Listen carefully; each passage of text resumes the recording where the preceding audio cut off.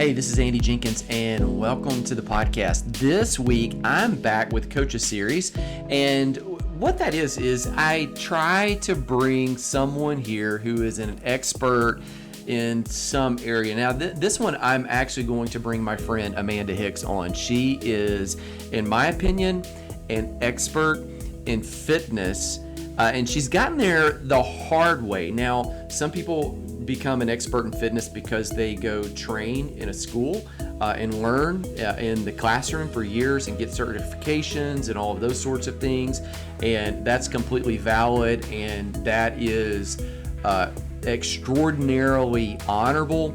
Other people become experts because they walk out a journey where they literally cut their body weight in half. There's this whole movement. It's called body transformation, and it is this healthy look where people who were obese, they begin losing weight. They do it in a healthy way over time, lots of time generally with nutrition and exercise and science and practical tips and taking steps to walk it out with accountability and working together.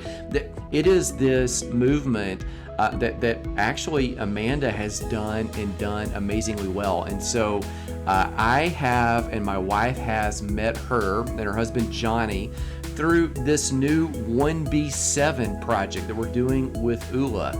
Now, that project is really designed to help people through a digital platform find balance and growth in the 7 key areas of life. Here's why I mentioned that, because Amanda's on our team. I'm going to put a link down in the show notes where you can learn more about some of the diet and nutrition products that she's going to talk about. You can follow her on Instagram. You can go and watch on Facebook her body transformation story, where she talks about being plus 300 and then coming down under 200 and moving to her ideal weight.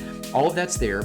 I'm also going to put the information about the 1B7 movement, because it is this digital platform that helps people, meaning helps me, Amanda, people like you, find balance in the 7 key areas of life. So 7 key areas: fitness, that's the first one. We're talking about that today. Finance, family, your field, that is your career, whatever you do full time. Faith, friends, and fun. They're like spokes on a wheel, and when one spoke goes down, that wheel might get a little wobbly. If it gets too wobbly, it's gonna eventually grind your progress to a halt. In this episode, you're gonna hear how that fitness spoke, when it's down, it really affects other areas. And in fact, you might not necessarily know how good the other areas could be until you start taking care of that one. Now, to take care of that one, you don't have to jump into CrossFit. You can. You don't have to be an amazing athlete. You could be. You don't have to run in a marathon. You might want to. You don't have to run a 5K. In fact, you're going to hear Amanda say first thing she did one the first week she started, or the first month she started losing weight, but she did it by just walking, where the goal was just to start and the goal was just to finish. Now, listen in, because she's going to, through just an amazing story, break this down. Super simple, easy peasy. And by the way, you need to follow her on Instagram, because you're going to notice her as the girl with the pink hair. All right, here's the story, my time on Zoom with Amanda Hicks. You've done this body transformation. I'm not even sure if that's the accurate word, but how much weight have you lost? So total from my highest weight ever, I'm down 130 pounds. Okay, that's like a human. A whole person, yeah. That's a whole person. To put it in perspective. Yes. 130 so, yeah. My goal, I do want to lose about 15 to 20 more. Okay. And that'll put me basically at about half of what I was. Oh, geez. Okay, so obviously there's going to be a big story behind all of that. Here's what I would like to know: is at what point do you decide, hey, I'm going to change something? Because does that make sense? Yeah. I'll just say this: I've struggled my whole adult life with my weight. I did the up and down, tried every different kind of diet. And ultimately for me, it was about 3.5 years ago. My life, I hit rock bottom. Like I felt like I had nowhere else to go. And so I've had friends who have watched my story and they've asked me the same thing, as far as how do you know when it's time to make a change? Well, for me, like, you get sick and tired of being sick and tired. And I knew that if I didn't make a change, I was probably going to end up dead by the time I was in my mid 40s, just because I was miserable. I wasn't happy. There were so many areas of my life that was just so kinds of messed up, and I just had to take care of me. I had spent so much time trying to take care of other people's needs that I eventually decided to be, for lack of a better term, very selfish and look at what was best for me. Well, we think of like selfish as necessarily a bad word because it always has a negative connotation when we use it. But I mean, really, and even that term self-care, and there's so many armchair quarterbacks that are, well, armchair psychologists that toss out these words on the internet that I think really don't know what they mean. And so it kind of taints words like that when we see somebody say something like self-care. But I think you really mean everything that you're going to do in life is kind of an overflow out of you. And so if you don't take care of you or manage you or steward you, you really can't do anything else. That you're kind of the body's kind of the container of the ideas, the connections for relationships, everything. Yeah, I wanted to be good and healthy so that way I could have a good, healthy relationship with my husband, so that we could have good, healthy fun together, go on adventures, travel. I remember going on vacations and being so physically uncomfortable that we couldn't really go do any adventures. We couldn't go hiking. We couldn't, my weight limit, couldn't do stuff like parasailing and just walking in the park. So there was a lot of it that I needed the change for myself, but I wanted the change also so that I could be my best self in order to have fun and live life with my husband and my family and my friends. Right. Well, I mean, we were on a Zoom call with my wife and you and Johnny not too long ago. And I remember just kind of saying to him, a lot of times when you see one spouse or the other make a radical change, like literally cutting their weight in half and then getting in, I know a lot of people can't see you right now, but when you say to me, I'm going to lose 15 to 20 pounds more, like in my mind, like you look extremely fit right now. And so, I mean, you're doing these body transformation competitions that, a lot of people that are listening don't know about. I'll put some links down in the show notes about that. So, you look extremely fit. This isn't like you've lost weight and still have all this weight to go. And so many times when that kind of transformation happens, one of the partners becomes very nervous, anxious. I've seen it derail marriage relationships where people had been together for decades. But he's been just the opposite. He's been your biggest cheerleader, like in the corner, like pushing and pulling and shouting. He really has. Now, when I first started, he had some resistance, like the first year and a half or so, because, and honestly, I think it was just doubt. Amanda's done, these yo-yo diets before, and she's never really stuck with it. So I'm just going to sit back and watch and see what happens. And I really think that was his initial reaction when I started this journey in 2018. But then eventually he realized, okay, she's actually sticking with this. She hasn't given up on it yet. I guess I better get in the game a little bit more. And, you know, he was always supportive in regards to eating the meals that I would fix. And, you know, he would, you know, cheer for me if I wanted to go do a 5K or a 10K or a half marathon or anything like that. But eventually he saw my whole demeanor change, like my confidence, like, you know, I didn't, you know, I walked straighter and just felt better about myself. And I think it kind of rubbed off on him. And he joked with me recently. He said, "Yeah, you were getting looking really good, babe. And I was afraid, you know, that you were going to trade me in for a younger model, and I just couldn't have that. So that's why I had to get on my toes too." That's funny. Yeah, well, I mean, some of that might be why some people sometimes feel nervous about those transitions and changes, that they might, you know, be left behind. So it breeds that insecurity.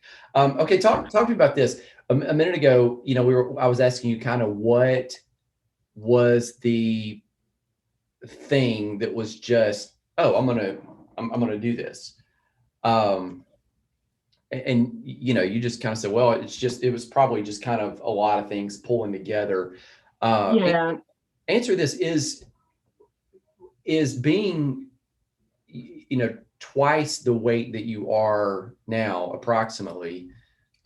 So I mean, let's just use the term. It's obese, probably even morbidly obese at that time. It was morbidly obese, like medically morbidly obese. Would that be a symptom of deeper stuff that's going on internally? Does that make sense? I absolutely think so. And I know we can only answer for you. We can't answer for everybody else that's out there. So just as far as your story, like. Yeah, for me, I do think a lot of it was lack of education too. You know, I didn't really have the greatest education growing up in regards to finances or to meal cooking or just to health. It really has been a journey for me as far as, you know, doing my research, you know, just eating healthier. I mean, my goodness, I'm notorious about finding rabbit trails and snuffing them out until you can't go any further. I mean, that's really one of the things I do in my day job is find rabbit trails. But as I started doing research for my, you know, as far as health, you know, seeing the health implications with processed foods and restaurants and you know, just ingredients and things like that, it really was a learning experience for me. And you know, the deeper things that were really holding me back, I wasn't happy with how I felt. I couldn't walk up a flight of stairs without getting winded. There's just I mean, even sitting in a car for 2 hours worth of travel, just getting uncomfortable. There were so many things that you don't realize. I will say this: I didn't realize how much pain I was in until I got to a point where I felt so much better. Dave Ramsey has made, I'm a big fan of Dave Ramsey, and he's made some references before about sitting in a poopy diaper like a baby. You know, it's warm, but it's mine, you know, and I'm happy in it, kind of thing. Honestly, you don't realize how miserable you are until you get on the other side. Yeah. You just kind of tolerate some of what you just think of as normal.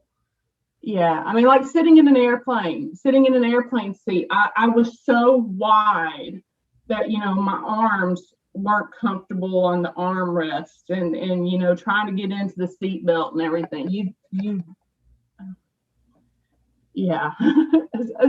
I mean, thinking back, some of it's kind of traumatic, just thinking back what I used to deal with. And I think that reflecting on those things helps motivate me, in that I am so much further along in my life now that I don't ever want to be back in that place.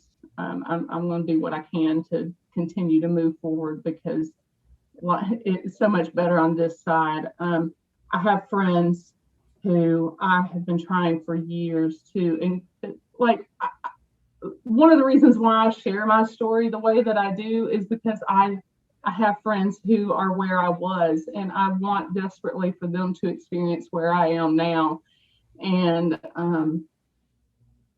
you know, I using my own experience, I think they just haven't hit the absolute rock bottom point to where they're ready to make the change yet. So tell me this, how do you actually start when you're doing it, like a whole body transformation? Like, you're going from, because I imagine when you're obese, you can't just go out and run, like, right now I'm in pretty good shape. And so I can feel it when I gain 5 or 10 pounds from the holidays. Like I gained 20 pounds over COVID. I'm like, well, I guess I'll just go run and lift weights. But, and even that's a slow start, restart. But I imagine when you can't, like I don't even have words for, like, how do you even begin? Because I know there are people that are listening, they're going, well, it seems like you can say that because you can go run 5 miles right now. You can go do this, or you can go, but how do you even begin? Like, what's the... Well, all right. So can I tell about my weight loss program that I actually used? Yeah, absolutely. Okay.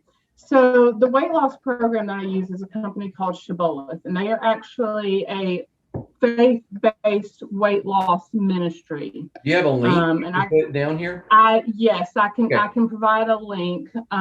It's myshibboleth.com/sponsor/ahicks07. Yeah. But I can give that to you later. Yeah, I'll put it down if you're listening and you want to follow that. I'm gonna put the link down here. Okay, so you had a program. So this program, the reason why it worked for me, I tried everything else. I tried Weight Watchers, I tried Atkins, I tried Wheat Belly, like I tried everything.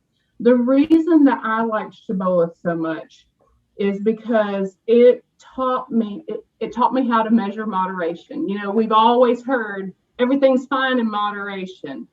I'm a very numbers kind of gal. I need to be able to measure. I need to know how many French fries I'm allowed to eat. I need to know if I'm allowed to have that cupcake. And if I do have that cupcake, how do I need to balance it out for moderation? Yes. So when I had actually done the program many years ago, back in 2014, 2015, I had good success for about a year. My life fell apart for the next 2 to 3 years after that. And I got back on board. Like I got real serious January 2018. And what I did in 2018 is I'd already known the program because I had experience with it before. I knew the basics. I knew the ins and outs of it. But essentially, the way I started then was I committed to 30 days. I told myself, I'm going to do this for 30 days just to see what happens. And like you said, you can't just start and, run 5 miles or whatever. But the thing about Shibboleth is it meets you where you are. So if you're used to eating fast food, if you're used to eating peanut butter and jelly, if you're used to having pizza and fries and things like that, you can still have those things. But what it does is it teaches you how to replace certain ingredients that are less bad for you and will actually help you. So, like, for example, we've heard of the high protein cookies. There's certain brands, Buff Bake cookies, Quest bar, or the company Quest makes some good chocolate chip cookies and things like that. So the term that they use is void replacements. So if you want Cheez-Its, you love Cheez-Its on the road. Well, instead of eating Cheez-Its, there's, they're called double bites. There's a void replacement. It basically tastes like Cheez-Its. It's close enough to the taste of Cheez-Its. So if you really want Cheez-Its, don't eat Cheez-Its, eat these double bites instead, because that way you won't feel like you're being deprived. And I think with a lot of weight loss programs it's a lot of elimination diet where you can't have a certain thing, and Shibboleth is not about that. There is nothing you can't have on Shibboleth. They teach you how to find good void replacements and how to replace ingredients that are better for you. Well, okay, so I mentioned peanut butter and jelly. Well, you could still have peanut butter and jelly. They teach you what types of bread to look for, bread that's not going to harm you.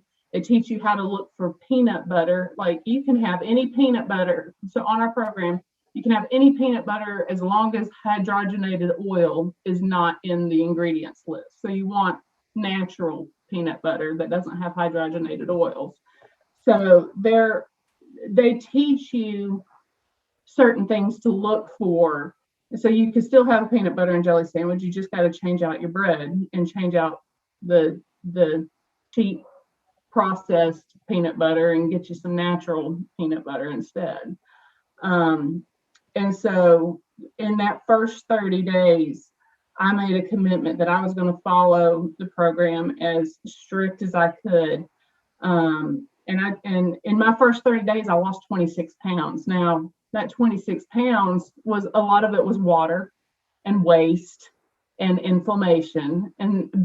But even still, the number on the scale mentally for me at the time, I'm like, I'm making good progress. Well, like, that was still stuff you were carrying. I mean, even if it was water and inflammation, it still like was. Yeah. Yes. And it was just enough of a motivator. So I gave myself 30 days. I had lost 26 pounds in 30 days. I'm like, okay, well, there's no reason for me to stop now. I've come this far. I might as well just keep doing what I'm doing.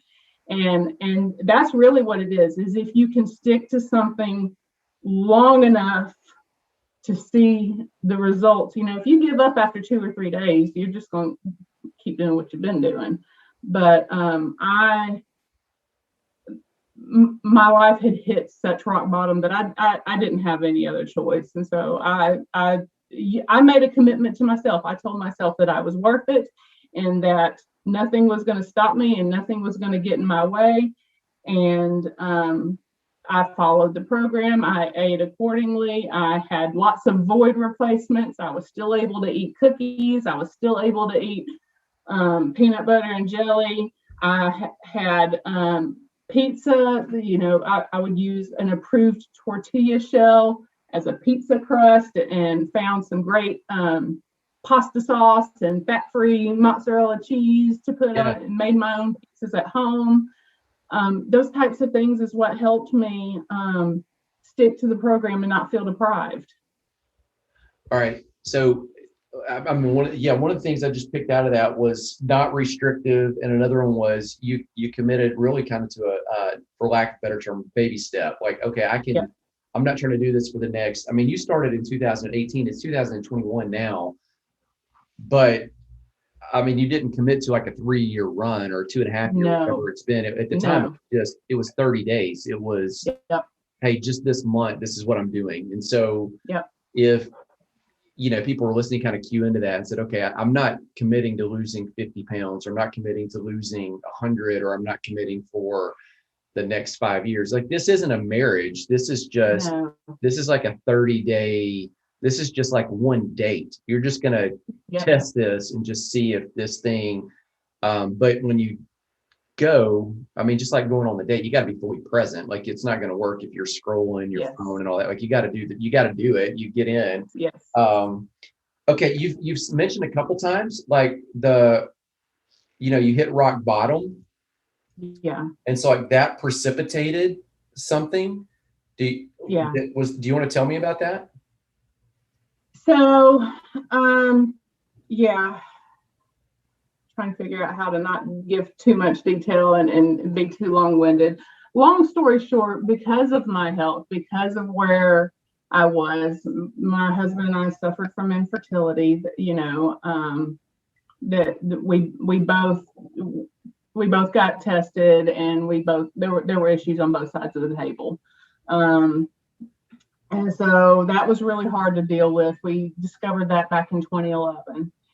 And, over the next few years, I did the whole, multiple diets, trying to get my health in order to see if we could reverse that diagnosis.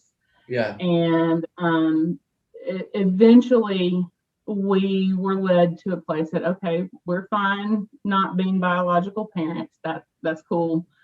And we came to peace with that. Well, once we were at peace with that, we were presented with the idea of possibly adopting. But we wanted to adopt through foster care, and we didn't want to adopt a baby or a small child. We were in a position where we were really involved in the youth group at our church, and we really loved teenagers. Okay. And I told my husband, I said, if we're going to do this, we need to seek out a teenager in foster care, because those are the ones that typically don't get the attention. They're typically the ones that stay in the system. Yeah, everybody wants a small baby. Nobody wants. Yeah, everybody wants a baby. And selfishly, part of the reason why I was so on board with the teenagers, one, I didn't have to potty train them. Two, they already knew how to talk and communicate. And, I felt like, from my personality and my experience, I felt like a teenager was a better fit for our family. And so we went through a process where we went through the licensing process and getting our home ready and identifying a child. And long story short, we got through all that. A teenage boy was placed in our home, and he was with us for 5 months. And I would not trade those 5 months for anything. It was glorious. It was loving. It gave me the experience of being a parent. But ultimately, that child had been in the system for so long that he wasn't able to adapt. He wasn't happy. I mean, we went through a honeymoon phase. Yeah. And things were good to start with for about the first 3.5 months or so. And then it crashed and burned, and it crashed and burned real fast. And we were in a position where we were willing to fight for him as long and as hard as we needed to, but we also did not want to put ourselves in a position where he was going to pull this card of, well, I'm not happy, so I want to go back. And right. And there was one time where he threatened that, and we had a long. The other thing about him being 16 years old is we had the hard, conversation with him of, look, if you go and tell the pastors or the teachers or whatever that you're not happy, they're going to come investigate us, and they could take you away from us. So this is not a threat that you can make. This and I feel like maybe that's one of the real world examples, that if nothing else out of that 5 months that he learned with us is that there are consequences for your actions. Yeah. And so we, to this day, we still don't know why things ultimately didn't work out, but I hope that we had the positive impact on him that we needed to. And maybe that was part of it. Maybe it was learning a life lesson of, hey, there are consequences for your actions. And so ultimately things didn't work out. He requested to go back. He was at an age where he had a choice in the matter. And so we respected his wishes. And but after that put us both in a very deep depression. Because you've had, at that point, you've had several things that have not worked out that you thought were going to. Yeah. So this is, and these are these aren't, you didn't get a ticket. This was basically a 7-year period from 2011 through 2017. This is heavy emotional stuff too. This is like life stuff. Like, this isn't, we were late. We didn't get to or I mean, this Yeah. is. And so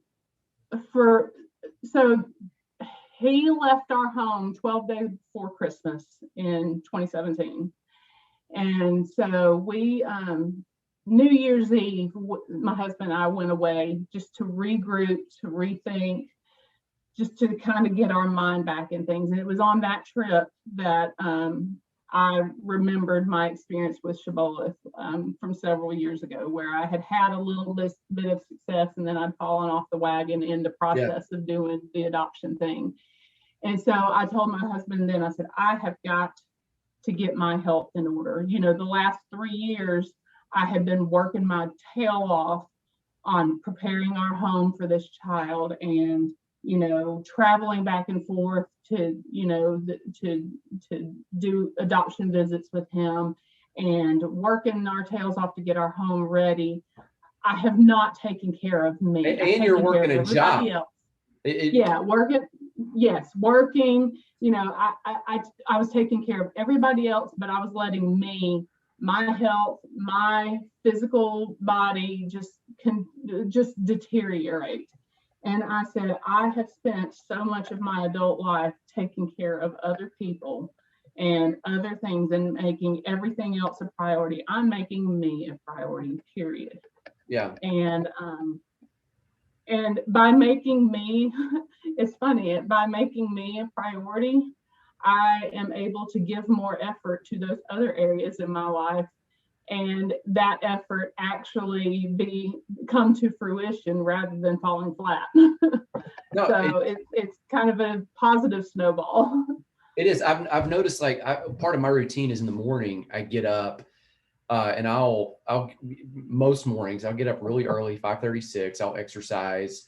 I'll then come in, get a shower. This is before really anybody else. A lot of times Beth's up, but she's kind of got her thing going on. So we don't really, we don't ignore each other. We don't really talk during that point. Like, there's not a lot of in-depth stuff, but I'll work out, get a shower. The coffee's usually made. I've got a little place. I'll go sit and read, get out my Bible. I'll take some notes. A lot of those turn into like social media posts or things that I teach or write later on, kind of unintentionally. Like, that's not what I'm doing that time for. But I was looking back and I'm like, it takes about 2.5 hours. I'm just kind of doing my thing, and then by about 8 in the morning, 8:30, like, I'm kind of ready to go. What I've realized though, is if I sleep in and drag, like which sometimes we do, we'll just stay in the bed. We're like, it's been a busy week. Let's just stay in the bed and watch TV or let's whatever. And there's a time for that. But for the most part, I've realized if I don't take that time, it's not like it doesn't get used for anything else. It's like either like, it just evaporates. Like, it's either I take it and I get the benefit of it and it benefits and has a ripple effect through the whole day, through the whole week for other things, or like I'll lose it. Like, it's, I don't know if that makes any sense. Like, it's not a swap out. Like, I'd have all this other free time if I didn't do this. It's like, I wouldn't. I get more out of the rest of the time. Just be in bed.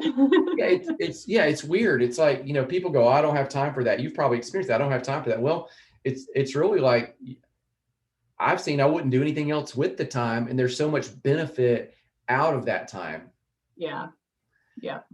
Tell me, like, at what point did you start? Okay, so you've exercised and you've done since we connected on Instagram at some point. One of the first things I saw was like I saw you and Johnny, and then I saw like 2 or 3 posts later, I'm like, oh, she's exercising on a pole. Okay, so like, I imagine you don't go from obese to pole. You're doing some running now. Like, talk to me about, when does the exercise come in, and just give me all the little clusters of exercise stuff that you do at this point, which, knowing that, like, people that are wanting to lose weight, you don't have to go grab a pole, but. Well, I will say this, my pole fitness journey actually started in the fall of 2015, which that was the end of the first year of me being on Shibboleth. So like so when I first did Shibboleth. I started it in fall of 2014. Yeah. I lost about 70 pounds that year. And so I had already lost enough weight that I was feeling pretty good about myself. And I had a friend who was taking pole classes, and she invited me. And so since I had lost a little bit of weight by that point, I'm like, okay, maybe this isn't so scary, because I should back up a little bit. Like in it may have been 2011 or so. I don't remember when it was. My friend was getting married, and she had a bachelorette party, and it was at a pole studio. Well, back then I was at my heaviest weight pole ever. studio is not strip club. So No, what I'm trying to because people's minds are instantly going there. But I do pole sport, pole fitness. I'm not at a club. Right. So yeah, that's a totally different. I've actually never been to a strip club. I've done some really stupid things in my life, but I've never been there. But but it's still the same kind of pole that everybody's like, well, I have no idea what that is. Yeah, you do. Everybody knows what those are. But there's an element of fitness where there's a fitness thing that people do with these poles. It's funny because on your Instagram feed, I'll see weight loss, running, Jesus, get your finances in order. I love my husband, pole. So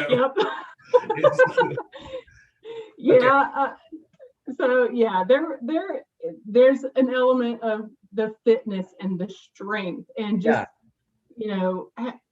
being able to use your body to do really cool tricks. And that's really what it is for me. Is so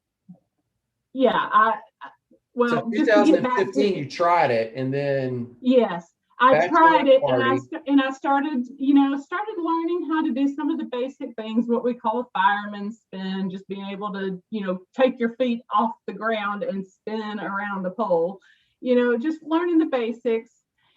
And so I kind of dabbled in it for the first couple of years, but then this overlapped with the adoption process, so I didn't get to go to classes quite as often as I wanted to. And it was that January 2018 when I gave myself that 30-day commitment. I also said, you know what, I'm going to go back to classes too, because if I'm going to do this, I'm going to go all in. So I really do think I was a little bit of a beast compared to a lot of people. Like, I went full force, and I know that not everybody can do that, but that's what worked for me. That's what made me get into it. Like, I wasn't going to give up. I think I did a 5K that month. Now, granted, I didn't run it. I just walked it. Well, that's good for people to know, though. It's like, you sign up, you don't have to crush this thing. You just show up. No, just show up. I think I did it probably in like 50 minutes. Like, it took almost an hour for me to do, and just do it to do it. Like, I've done half marathons. My first 3 or 4 half marathons, I completely walked. It took me 3 hours and 45 minutes to do it. I just completely walked it. And my only goal was to finish. I didn't care about my time. I just wanted to finish. This place, finish there. That's it. Yeah. Yes. And that's really the thing is a lot of people think, well, if I can't have a great time, or if I can't do it in X period of time, or whatever unit of measure, that they don't even want to start it. And I'm not of that mindset. One of the other things that you've seen is this body competitions, bodybuilding. Like, I got into bodybuilding, and you made the comment about how I look fit right now. Well, I feel like I look good in my clothes, but I want to look good naked. And Johnny's saying amen. That's and part of the bodybuilding world is like, you're in basically nothing except stuff covering the private parts. Yeah. And I'm not of the caliber of a lot of those bodybuilders yet, but I aspire to be there. And the first bodybuilding competition that I did was transformation division. It was for those people who weren't in, the bodybuilding divisions yet, but they were working on it, and they had a story to tell that, they've had a major body transformation or a life mental transformation of some sort. And so for me, it's not about getting on stage and winning. It's about getting on stage and getting experience and showing up, and showing up, being around. They say to surround yourself with people you want to be like. I'm going to go to bodybuilding shows and I'm going to see people that I want to be like, people who look good naked and people who have worked their tails off. That's been part of my transformation in my journey too, is that, I want to be there for my friends who are still struggling, but I also need to surround myself with people that I want to be like, because I don't want to be in that bucket full of crabs and the negative crabs pulling me down. I want to crawl out and go on to bigger and better things. Yeah, my dad, he's a pastor. He's in his 70s now. He's retired. Recently got rehired at a different church where he's now. He used to be like kind of the lead guy in a church. Now he's working with senior adults with just a massive church with 700-800 senior adults just in that age group. And I told him, I said, this all makes sense. I promise you. I told him, I said, you're in good health right now. You're in good shape. You're in the season in life where you've got more wisdom than you ever had. Your finances are okay because you've saved up money. You've got better relationships because you got these long-term friendships, and you're in a healthy place where you can give back the wisdom that you've gained from successes in life and from failures, where you can say, hey, dodge this landmine or don't do that. But the only reason you can do that is because you're in a healthy place, which is because he's taking care of himself, which is kind of loops to this whole message. One of the things that he has told me is don't always be the smartest guy in the room. And because of his biblical background, he'll put it in like Bible language, and he'll say, you need a Paul, you need a Barnabas, you need a Timothy in multiple areas of life. Like you need a Paul, like he's the guy that is out ahead of you. Paul's running out, planting churches, writing books of the Bible, doesn't know that he's writing books of the Bible at the time, but super smart, intelligent, out there, will survive a shipwreck. Survives being left for dead, gets up, goes back, like just strong, just a brute guy. You need a guy that's like that, that's ahead of you and stronger and can just crush it. And then you need people that are kind of on your level, like Barnabas was on Paul's level. And then you need Timothy's, like people that are, and this isn't just an age thing, people that you're helping bring along. Like you got to have all, and everybody always wants like the people behind them, but you need all three. So I think the perspective you've got on there is, phenomenal. Tell me this, like what else has changed? So since the transformation, because obviously, you look at you and go, okay, the physical stuff has changed. So you're exercising. So the routines change. You're happier. That's changed. The marriage, I imagine you guys were not in a bad place with each other.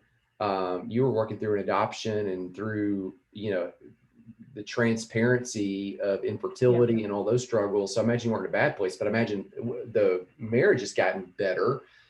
Just because you're healthier and you can enjoy more of life. What else is, what else is different kind of on this side?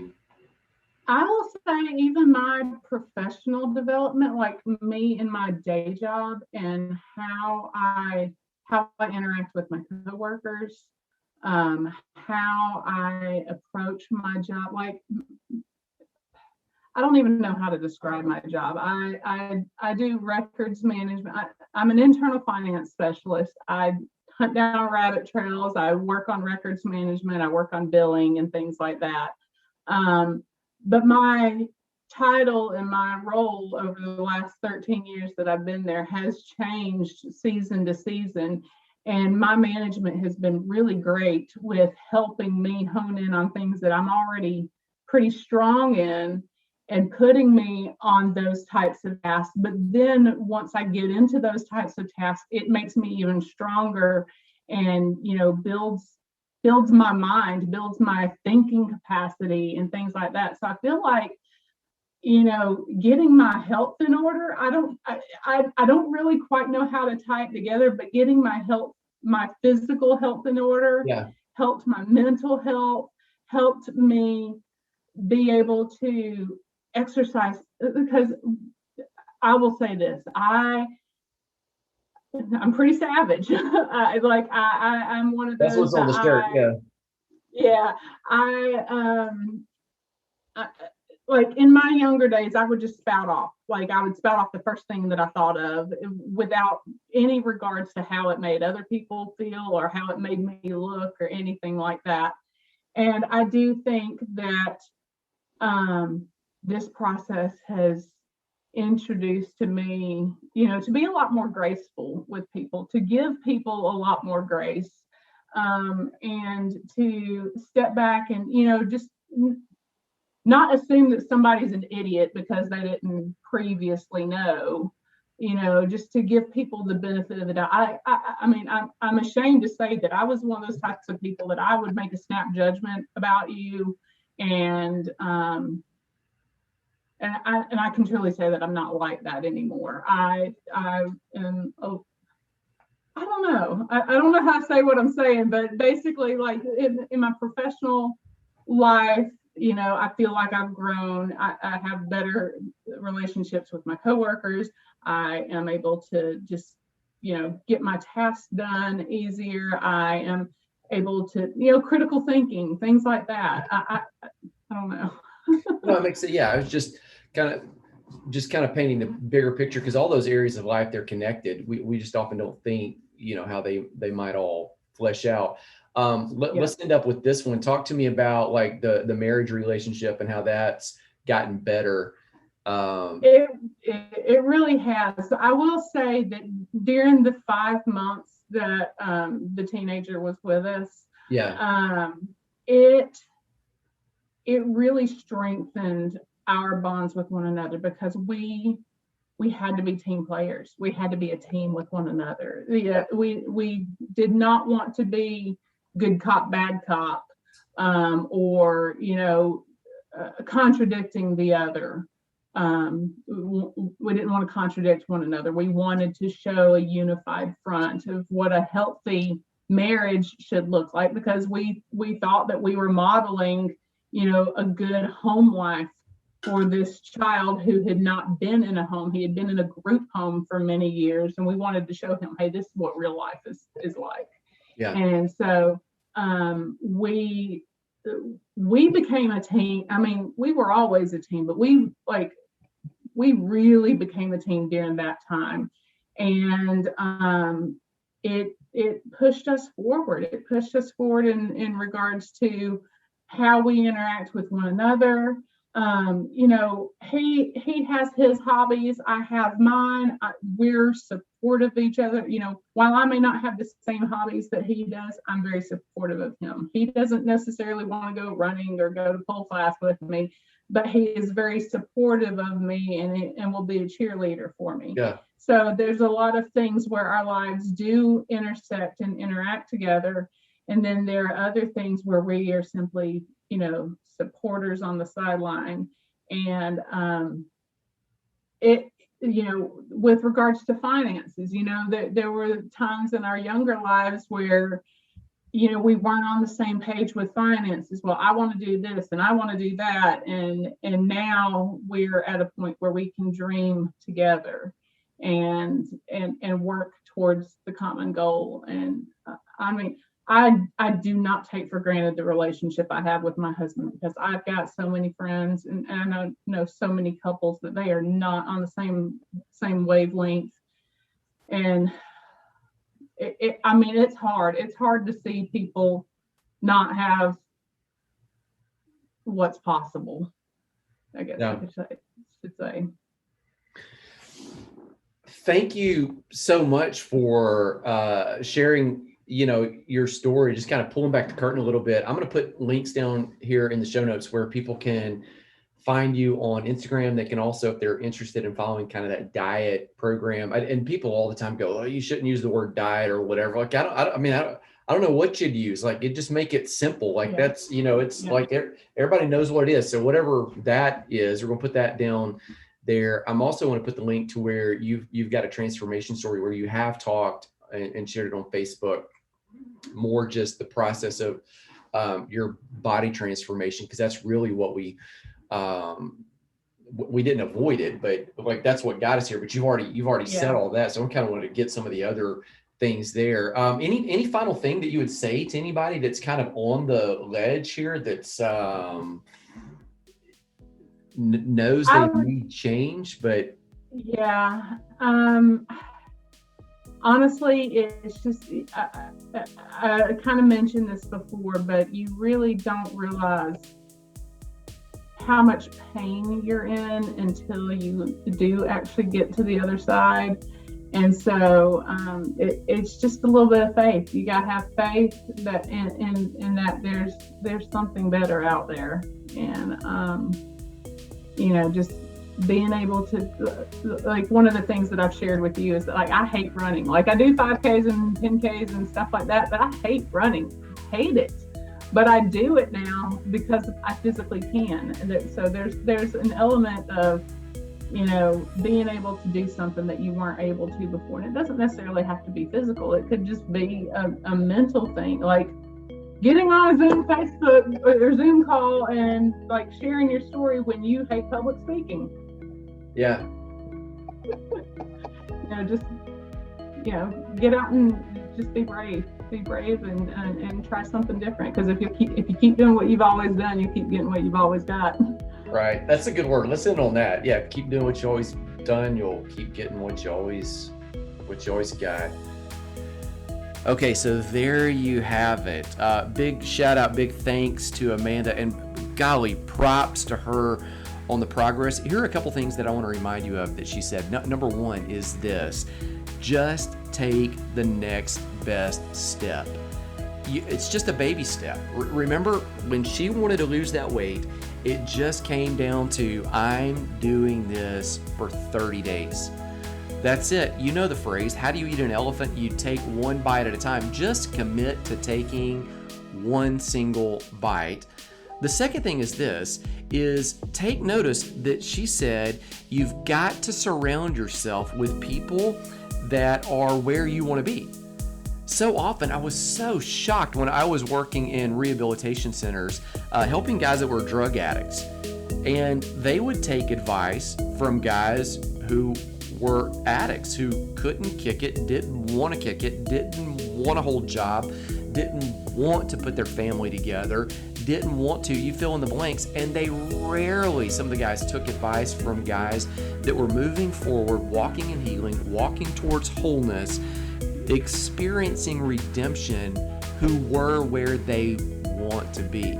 Surround yourself with amazing people who are where you want to be. I've got a link in the show notes for you also to the Hilltop Hangout. I promise you, in that Facebook group, you will find people like Amanda, people who are where you want to be. And if you're a guy, I've got a link down there for you where you can follow that link and you can jump in with a group of guys who are where you want to be. Surround yourself with people who are where you want to be. That said, let me pray for you. My prayer for you, as every single week, is that the Lord would bless you.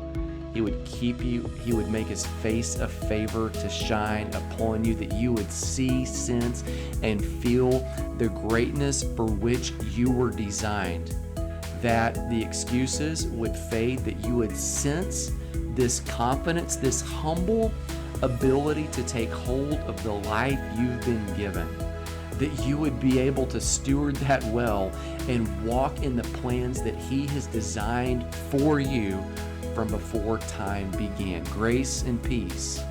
I'll see you again soon.